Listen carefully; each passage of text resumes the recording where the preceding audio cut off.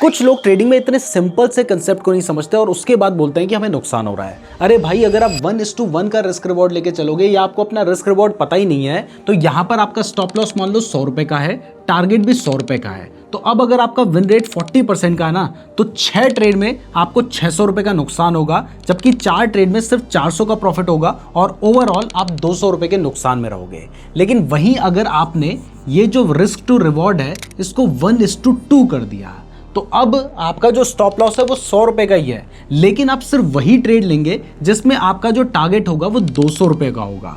तो अब भी अगर विन रेट 40% ही है, यानी सेम स्ट्रेटजी यूज कर रहे हो, तो आपको लॉस 6 ट्रेड में होता है, 600 रुपए गए। लेकिन जिन 4 ट्रेड में आपको प्रॉफिट होगा, वो जो प्रॉफिट होगा वो 200 रुपए का है, तो ओवरऑल 800 रुपए का प्रॉफिट हो जाएगा और अब आप 200 रुपए के लॉस से 200 के प्रॉफिट में आ जाएंगे। जबकि इसकी जगह पे अगर आपने 1:3 वाले ट्रेड ले लिया ना, तो फिर ये जो प्रॉफिट होगा ये 200 की जगह 600 होगा। तो सारा खेल रिस्क टू रिवॉर्ड का है, जिसको लोग नहीं समझते हैं और उसके बाद बोलते हैं कि हमें नुकसान हो गया। लेकिन अगर आप इसे समझना चाहते हैं तो हमने रिस्क मैनेजमेंट के ऊपर एक वीडियो बना रखी है, उस वीडियो को यहां पे क्लिक करके देख लेना।